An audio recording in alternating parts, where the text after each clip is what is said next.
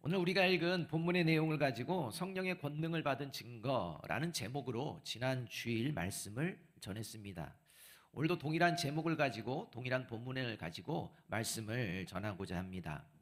먼저 사자성어를 하나 보여드릴 텐데요. 이게 무슨 의미인지 여러분들 한번 생각해 보시기 바랍니다.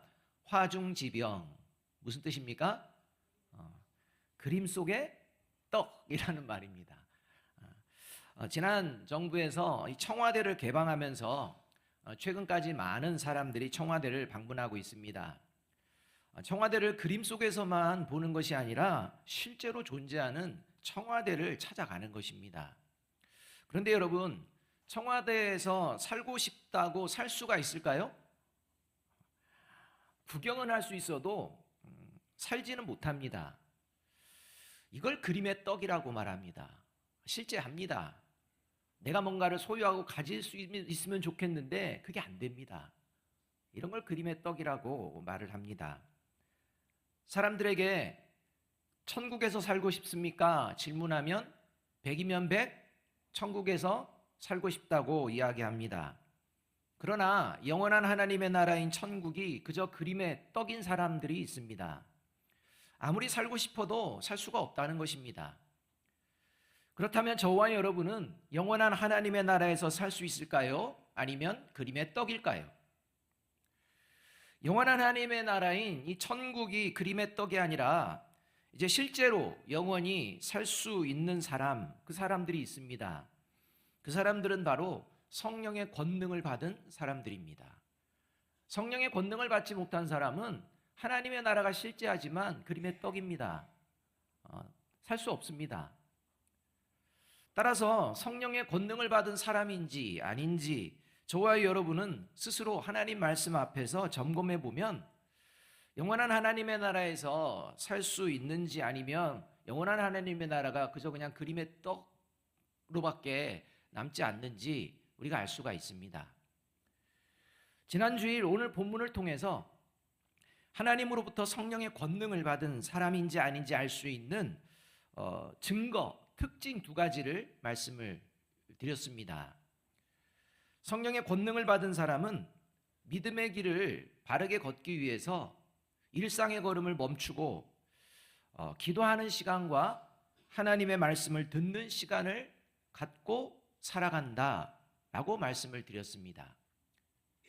자, 지난 한 주를 돌아볼 때 저와 여러분은 일상의 발걸음을 멈추고 믿음의 길을 바르게 걷기 위하여 기도의 시간을 가지셨습니까? 또 하나님의 말씀을 듣는 시간을 가지셨습니까? 여러분, 이 자리에서 그것 먼저 확인해 보면 저와 여러분이 성령의 권능을 받은 사람인지 아닌지 알 수가 있다는 것입니다. 그러한 모습이 없이 살아가는 것, 하나님의 나라는 그림의 떡입니다. 그것을 우리가 다시 한번 확인을 해야 된다는 것입니다. 여러분, 하나님께 기도할 수 있는 시간을 가질 수 있다는 것, 하나님의 말씀을 듣는 시간을 가질 수 있다는 것은 참으로 큰 축복입니다. 우리 옆에 있는 분들에게 이렇게 이야기해 줍니다. 잘 오셨습니다. 한 번 더 이야기해 줍니다. 천국에서도 봅시다. 이 자리가 굉장히 소중하다는 것입니다. 오늘 우리가 읽은 성경에 등장하는 태어나면서부터 40년 동안 걷지 못한 사람은 40년 평생 다른 유대인들처럼 기도 시간에 성전에 들어가서 기도하지 못했습니다. 40년 평생 다른 유대인들처럼 성전에서 하나님의 말씀을 듣고 예배하는 시간을 갖지 못했습니다. 분명 기도할 수 있는 성전이 눈앞에 있습니다. 분명 하나님의 말씀을 듣고 예배할 수 있는 성전이 눈앞에 있습니다. 그러나 하반신 장애인에게는 그림의 떡이었습니다. 그런데 이제 놀라운 일이 벌어진 것입니다. 그토록 원하고 바라던 성전에 들어가는 일이 더 이상 그림의 떡이 아니라 실제가 되었기 때문입니다. 8절 말씀 우리 함께 한번 읽어보겠습니다. 같이 읽습니다. 시작. 뛰어 서서 걸으며 그들과 함께 성전으로 들어가면서 걷기도 하고 뛰기도 하며 하나님을 찬송하니. 오늘도 하나님께서는 이 예배의 자리에 있는 우리 모두는 물론이요, 아직 예수님을 믿지 않는 모든 사람들도 영원한 하나님의 나라에 들어가는 복을 누리기를 원하십니다. 그리고 이런 하나님의 마음을 가지고 살았던 사람들 중에 사도 베드로와 요한이 있었고, 성령의 권능을 받은 사도 베드로와 요한을 통해 하나님은 하반신 장애인을 구원하시는 놀라운 역사를 이루고 계시는 것을 본문을 통해서 볼 수가 있다는 것입니다. 자, 그렇다면 베드로와 요한처럼 저와 여러분은 이 시대에 하나님께서 구원의 통로로 사용하시는 성령의 권능을 받은 사람일까요? 아닐까요? 자, 저와 여러분이 믿음의 길을 바르게 걷기 위하여 하나님의 말씀을 바르게 듣고 하나님께 바르게 기도하며 살아가고 있다면 과연 삶의 자리에서 구체적으로 어떤 일이 일어날까요? 여러분, 기도 시간은 같습니다. 하나님의 말씀을 듣는 시간도 같습니다. 근데 그것이 바른 기도가 되지 아니하고 하나님의 말씀을 바르게 듣지 않는다면 결코 성령의 권능이 나타나는 삶을 살 수가 없습니다. 그냥 형식만 있는 것입니다. 껍데기만 있는 것입니다. 그래서 저와 여러분이 오늘 이 예배 자리에서 바르게 기도하고 바르게 말씀을 듣는 것, 삶의 일반 자리에서 매일매일 하나님과 기도의 시간을 갖는 것, 하나님의 말씀을 듣는 시간을 갖는 게 바른지 아닌지를 오늘 말씀을 통해 다시 한번 확인을 해야 한다는 것입니다. 첫째로 성령의 권능을 받은 사람은 같이 한번 읽습니다. 시작. 모든 사람을 소중한 인격체로 바라보며 살아갑니다. 여러분, 하나님의 말씀을 바르게 듣고 하나님께 바르게 기도하면 반드시 사람을 대하는 태도가 변화됩니다. 그런 변화가 저와 여러분에게 있는지 보자는 것입니다. 2절 말씀에 의하면 하반신 장애인은 날마다 성전 앞에서 구걸하는 사람이었습니다. 성전에 들어가는 사람들에게는 특별한 그러한 장면이 아닙니다. 이 하반신 장애인이 구걸하는 모습은 아주 익숙한 모습입니다. 마치 풍경과도 같습니다. 항상 있는 자리에 그냥 있는 것입니다. 그 이상도 그 이하도 아닙니다. 정해진 기도 시간이면 의례, 성전 미문 앞에 나타나는 존재, 이런 정도일 뿐입니다. 대화의 상대로 또 교제의 상대로 여기지 않습니다. 오히려 귀찮은 존재로 여겼을 것입니다. 구걸하던 하반신 장애인도 사람들이 자신에게 관심을 갖지 않고 있다는 것을 잘 알고 있었을 것입니다. 그래서 머리를 숙이고 땅에 또는 구걸하는 그릇에 던져지는 동전에만 관심을 두고 하루하루 연명하며 살아가고 있었을 것입니다. 인격적인 대우를 받는 것은 전혀 기대하지 않았을 것이 분명합니다. 그런데 그때 구걸하는 자신 앞에 발걸음을 멈추고 자신에게 관심을 보이는 베드로와 요한을 만납니다. 그리고 베드로와 요한의 눈과 하반신 장애인의 눈이 서로 마주치게 되는 일이 벌어집니다. 그게 4절과 5절의 말씀입니다. 함께 한번 읽어보겠습니다. 같이 읽습니다. 시작.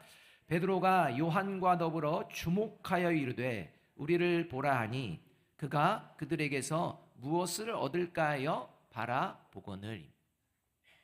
여기서 주목하다라는 말은 깊은 관심을 가지고 바라보는 것을 의미합니다. 이 용어가 사도행전 1장 11절에서는 승천하시는 예수님을 끝까지 바라보는 제자들의 모습에서 등장합니다. 그러니까 깊은 관심을 가지고 뚫어져라 바라보는 이 모습, 이게 이제 주목하다라는 말입니다. 따라서 이 말씀은 베드로와 요한의 눈이 깊은 관심을 가지고 위에서 아래를 향하여 하반신 장애인을 바라보았고, 우리를 보라 라는 말을 들은 하반신 장애인의 눈은 아래에서 위를 향하여 기대감을 가지고 베드로와 요한의 눈을 바라보는 그런 장면입니다. 여러분, 지금 시선과 시선이 마주치고 있습니다. 위에서 아래로 향한 시선과 아래에서 위로 향한 시선이 마주치고 있는 것입니다. 여러분, 이 시선, 이 눈과 눈이 마주치는 장면은 우월감과 비굴함의 눈이 마주치는 장면이 아닙니다. 바로 하늘 위에 계신 하나님께서 깊은 애정과 관심을 가지시고 땅 아래 살아가는 모든 사람들을 소중한 인격체로 대해주며 바라보시는 그 모습, 그분이 바로 하나님이시라는 것을 가르쳐주는 장면이라고 할 수 있는 것입니다. 또한 14절과 15절 상반절, 그리고 17절과 19절도 이렇게 말씀합니다. 너희가 거룩하고 의로운 일을 거부하고 도리어 살인한 사람을 놓아주기를 구하여 생명의 주를 죽였도다. 형제들아, 너희가 알지 못하여서 그리하였으며 너희 관리들도 그리한 줄 아노라.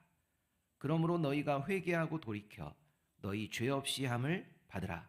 이같이 하면 새롭게 되는 날이 주 앞으로부터 이를 것이요 라고 말합니다. 이 말씀은 하반신 장애인뿐만이 아니라 하나님께서는 자신의 아들을 십자가에서 죽게 한 어쩌면 원수와도 같은 존재들인 유대인들과 관리들도 소중한 인격체로 바라보시는 분이시다 라고 지금 베드로와 요한이 선언하고 있는 장면입니다. 원수 같은 존재입니다. 내 아들을 십자가에 죽게 만든 장본인들입니다. 근데 그들을 하나님께서는 너희들이 알지 못해서 그런 것이라고 나는 생각한다. 이제라도 나와 함께하자라는 겁니다. 결국 이 세상에 살아가는 모든 사람들을 하나님께서는 소중한 인격체로 바라보시는 것처럼 내가 만나는 사람들이 누가 되었든지 소중한 인격체로 바라보며 살아가기를 힘쓰는 사람, 그가 바로 성령의 권능을 받은 사람이요 하나님의 말씀을 바르게 듣고 하나님께 바르게 기도하는 사람입니다. 하나님의 눈으로 우리 옆에 있는 분들을 한번 보시며 이렇게 말해줍니다. 누구의 눈으로? 하나님의 눈으로. 옆에 있는 분 보시면서 말해줍니다. 하나님은 당신을 소중히 여기십니다. 바라기는 지금 옆에 계신 분을 소중한 인격체로 여기며 바라보신 그 눈과 마음을 가지고 오늘부터 삶의 자리에서 살아가시는 저와 여러분이 되시기를 주님의 이름으로 축복합니다. 이 자리에서만 그런 눈을 가졌다면 그는 성령의 권능을 받은 사람이 아닙니다. 둘째로 성령의 권능을 받은 사람은 같이 한번 읽어봅니다. 시작. 하나님의 사랑을 실천하며 살아갑니다. 질문 하나 먼저 드릴 텐데요. 마음속으로 솔직하게 대답해 보시기 바랍니다.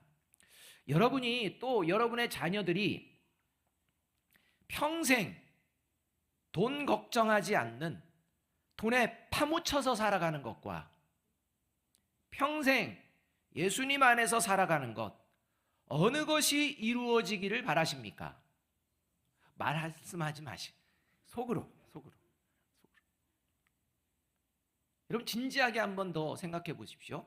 여러분이나 여러분의 자녀들이 평생 돈 걱정하지 않는 그냥 돈에 그냥 파묻혀서 살아가는 그런 인생, 그것과 평생 예수님 안에서 살아가는 것, 어느 것이 여러분들은 이루어지기를 원하십니까?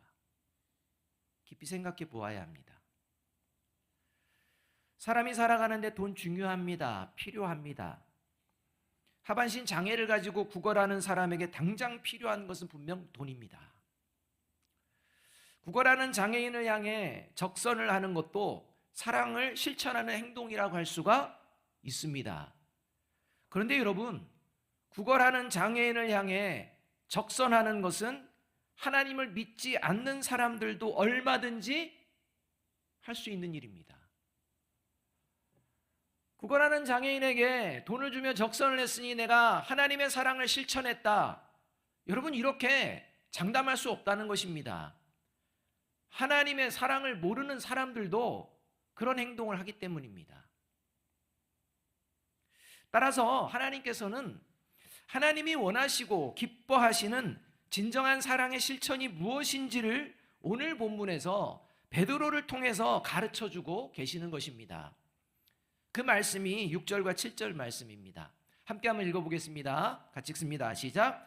베드로가 이르되 은과 금은 내게 없거니와 내게 있는 이것을 내게 주노니 나사렛 예수 그리스도의 이름으로 일어나 걸으라 하고 오른손을 잡아 일으키니 발과 발목이 곧 힘을 얻고.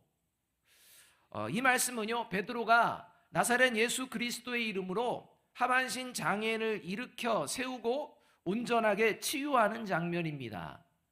저와 여러분이 이 말씀을 읽을 때에 저와 여러분의 눈은 어떤 말씀을 향해야 할까요? 일어나서 온전하게 치유되고 발목에 힘을 얻고 여기에 집중되어야 될까요? 전혀 아닙니다. 그게 본질이 아닙니다.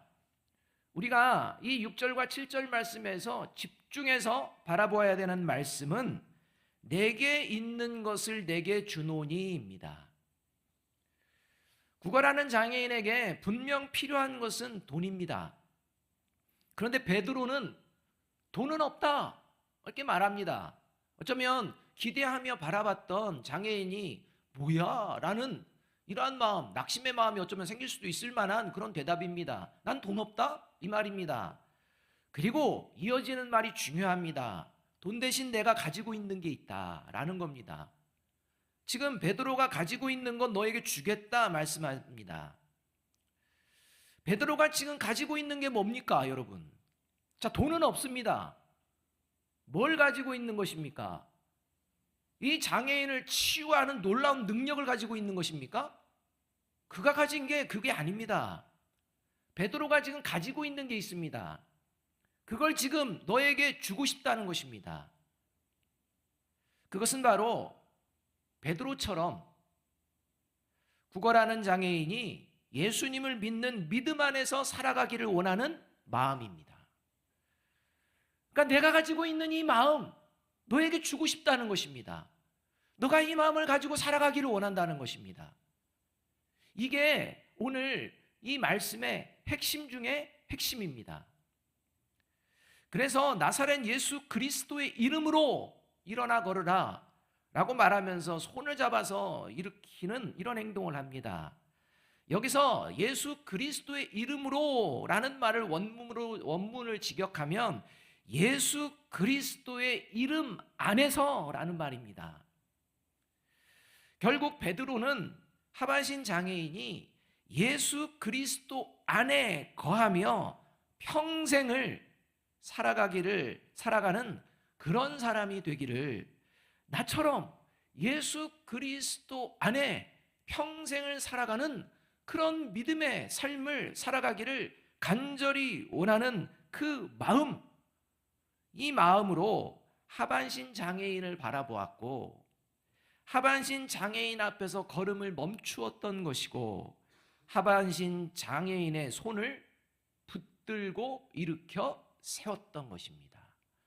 그 모든 행동의 동기, 그것이 바로 예수 그리스도를 믿는 믿음 안에서 거하는 삶을 살기 원하는 마음이라는 것입니다. 그리고 하반신 장애인이 온전하게 치유되는 이 장면은 당시 영적으로 일어서지 못하고 죽어있는 유대인들의 영혼이 다시 살아나고 온전히 회복될 수 있는 유일한 길은 예수님을 믿고 예수님 안에 거하며 살아가는 것이라는 것을 하나님이 베드로를 통해 생생하게 가르쳐 주시는 장면이라는 것입니다. 40년 못 걷던 사람이 일어나 걸었다. 여러분, 그게 핵심이 아닙니다. 이런 맥락에서 우리 교회에서 진행 중인 마중물 프로젝트는요, 다음 세대의 영혼을 살리고 일으키는 하나님의 사랑을 실천하는 그러한 모습이라고 할 수가 있다는 것입니다. 특히 베드로는 나사렛 예수 그리스도의 이름이라고 말합니다. 굳이 나사렛이라는 지역명 사용할 필요가 없습니다. 그러나 굳이 나사렛이라는 지명을 씁니다. 당시 유대인들에게 나사렛에 사는 사람들은 천대받고 하찮은 존재였습니다. 나사렛 사람 하면 아유 쓸모없는 인간들, 뭐 선한 것도 나오지 않는 동네, 그저 그냥 지질이 궁상인 사람들, 뭐 이런 존재들이 사는 곳, 뭐 이런 곳입니다. 이게 나사렛입니다. 그러나 베드로는 그것을 부끄러워하지 않습니다. 선포합니다. 그것은 하나님은 그 누구도 결코 하찮고 천대하시지 않고 사랑하시는 분이시라는 것을 가르쳐 주기 위해서 나사렛 예수 그리스도의 이름이라고 선언하고 있는 것입니다. 지금 저와 여러분은 어떤 마음을 가지고 상대방을 바라보고 어떤 마음을 가지고 여러분의 손과 발을 사용하고 있는지 살펴보아야 합니다. 여러분, 상대방을 소중한 인격체로 여기며 살아가면 반드시 그 사람이 잘 되기를 바랍니다. 그 사람이 잘 되는 가장 좋은 길은 예수 그리스도 안에 거하며 평생을 살아가는 것입니다. 이런 마음을 가지고 구원의 통로가 되어 상대방을 바라보고 각자의 방법으로 손과 발을 사용하여 하나님의 사랑을 실천하며 살아가는 사람, 그 사람이 성령의 권능을 받은 사람입니다. 여러분, 저와 여러분이 어떤 마음을 가지고 이번 한 주간을 살아갈지 한번 돌아보셔야 합니다.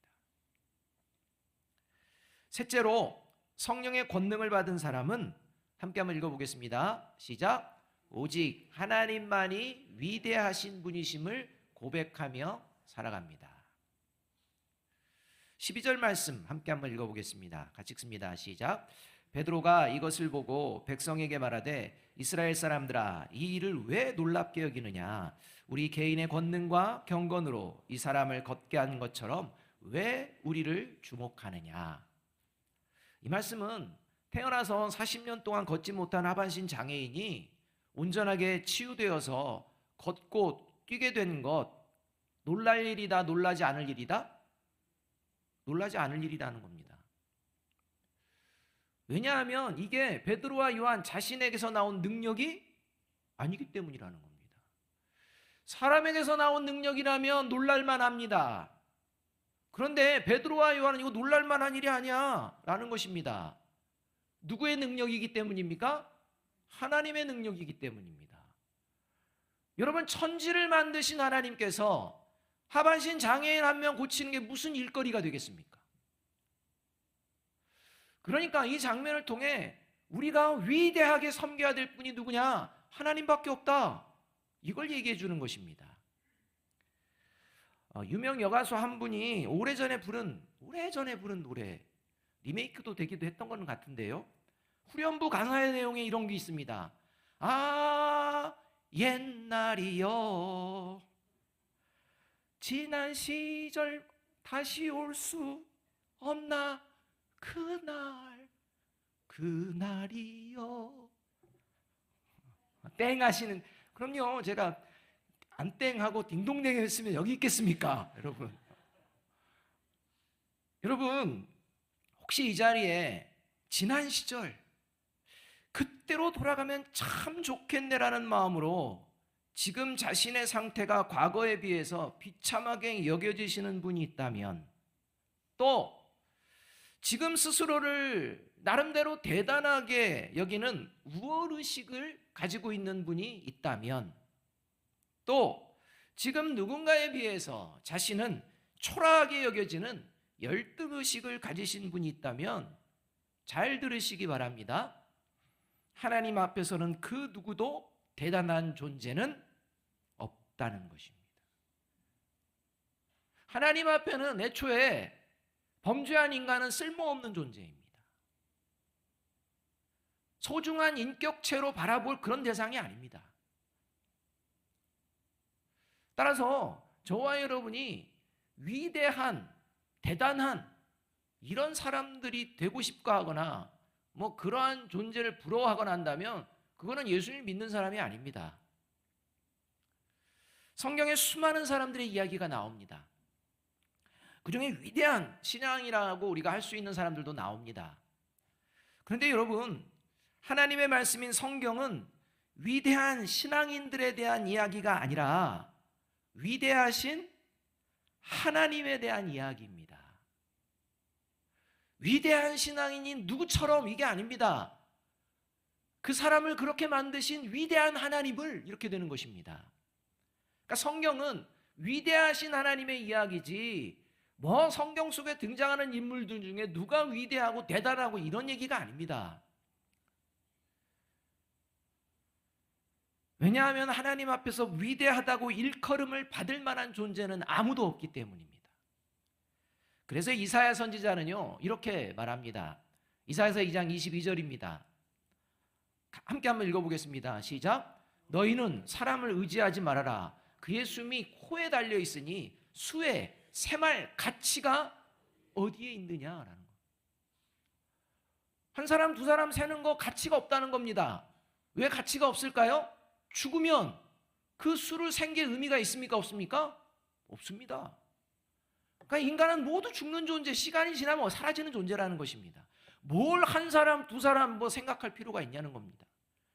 하나님 앞에서는 인간이라는 존재는 전혀 아무것도 아닌 그런 존재, 이런 존재라고 말씀하고 있다는 것입니다. 성경에서 위대한 신앙인이라고 평가받을 수 있을 만한 대표적인 인물 중에 한 명이 모세입니다. 유대인들에게는 더욱 그러합니다. 그런데 이 모세 역시 자신을 포함한 모든 사람은 위대하신 하나님 앞에서 모든 인간은 아무것도 아닌 존재라는 것을 고백하는 것을 우리가 볼 수가 있습니다. 그게 시편 90편에 나옵니다. 시편 90편 3절과 8절 9절 말씀입니다. 주님께서는 사람을 티끌로 돌아가게 하시고 죽을 인생들아 돌아가거라 하고 말씀하십니다. 주님께서 우리 죄를 주님 앞에 들추어 내놓으시니 우리의 숨은 죄가 주님 앞에 환히 드러납니다. 주님께서 노하시면 우리의 일생은 사그라지고 우리의 한평생은 한숨처럼 쓰러지고 맙니다. 여러분, 이게 누구의 고백이냐면 제3자의 고백이 아닙니다. 위대한 신앙인이라고 평가를 받는 모세가 하나님 앞에 자신이 어떤 존재인지, 우리가 어떤 존재인지, 이 땅을 살아가는 사람들이 어떤 존재인지를 고백하는 겁니다. 여러분, 성령의 권능을 받은 사람은 결코 스스로를 대단한 존재로 여기거나 누군가를 대단한 존재로 여기며 신격화하거나 누군가와 자신을 비교하며 열등의식에 결코 빠지지 않습니다. 왜냐하면 오직 위대하신 분은 하나님 한 분뿐임을 고백하며 살아가기 때문입니다. 그래서 위대하신 하나님께서 모든 사람들을 소중한 인격체로 대하시기 때문에 위대하신 하나님의 뜻을 깨닫고 모든 사람들을 나도 소중한 인격체로 대하며 살아가게 됩니다.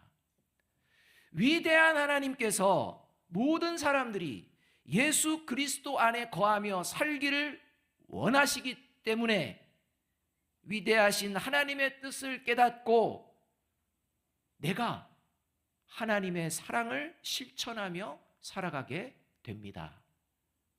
그리고 나 자신이 사람들에게 주목받기를 원하는 것이 아니라 오직 나를 통하여 위대하신 하나님만이 주목받으시기를 원하는 마음으로 살아가는 사람,